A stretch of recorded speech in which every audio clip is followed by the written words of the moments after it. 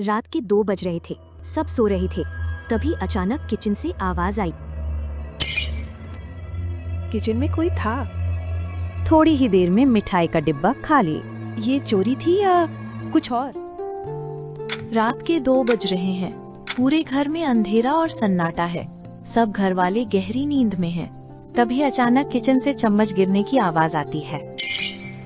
एक परछाई धीमे धीमे अलमारी की ओर बढ़ती है, डिब्बा खोलती है और मिठाई खा जाती है।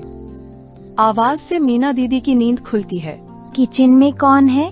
वो धीरे से उठती हैं और छोटू को भी जगा देती हैं। क्या हुआ दीदी? किचन से आवाज आई है छोटू।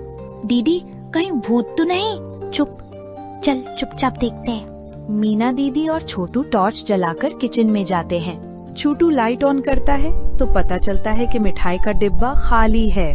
सारी रसमलाई गायब। मम्मी पापा, घर में मिठाई चोर घुसा है। हे राम, सारी मिठाई कहाँ गई? मैंने तो डिब्बा भर कर रखी थी। कहीं चोर तो नहीं आ गया? मिठाई चोर बड़ा ही होशियार है। न ताला टूटा न खिड़की खुली।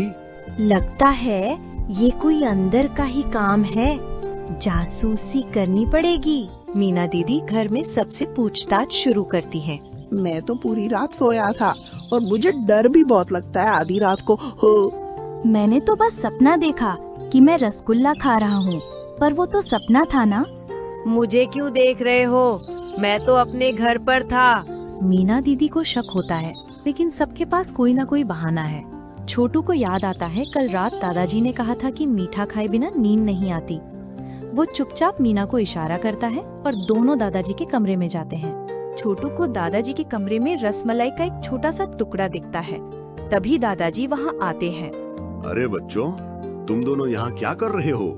दादाजी छोटू के हाथ में मिठाई की प्लेट देखकर समझ जाते हैं कि छोटू और मीना को सब पता चल गया है। दादाजी, हैप्पी निकले मिठाई चोर। क्या करूं बच्चों, रमेश को मेरी तबीयत की बहुत चिंता रहती है। वो मुझे मीठा खाने के लिए मना करता है, इसलिए मैंने चोरी से रसमलाई खाई थी। लेकिन दादाजी, इतनी सारी मिठाई आप अकेले खा गए। थोड़ी तो हमारे लिए बचा देते। लेकिन बच्चों, मैंने तो सिर्फ एक रसमलाई ली थी। दादाजी की बात सुनकर छोटू और मीना दीदी सोच में पड़ जाते हैं कि आखिर इतनी सारी मिठाई गई कहाँ। उसी दिन मीना दीदी सबको गोलगप्पे खाने बुलाती है। जिसके मुंह से अब भी मिठाई की खुशबू आएगी या जिसको थोड़ा सर्दी जुकाम होगा, वही चोर होगा।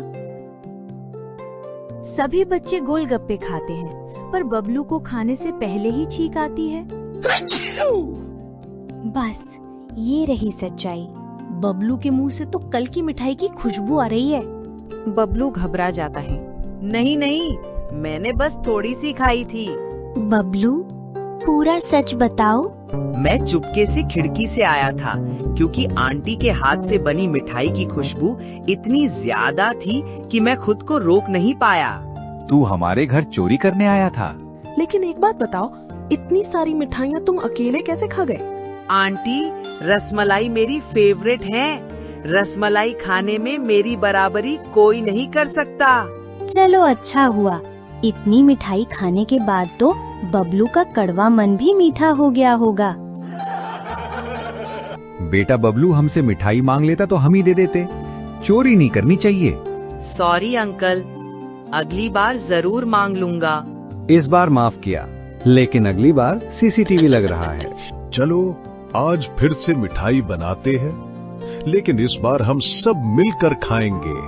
तो दोस्तों, मिठाई की चोरी का असली मास्टरमाइंड तो पकड़ा गया। वैसे आपकी फेवरेट मिठाई कौन सी है? जल्दी से कमेंट में बताओ। अगर कहानी मजेदार लगी हो तो लाइक ठोक दो, और ऐसी और मस्त मस्त कहानियाँ सुनने के लिए सब्सक्राइब बटन दबा दो। साथ में घंटी भी बजा देना, वरना अगली बार मैं आ जाऊंगा तुम्हारी मिठाई खाने। और हाँ, याद रखना, मिठाई खाने का असली मजा चोरी चुपके खाने में नहीं, बल्कि मिल बांट कर खाने में है।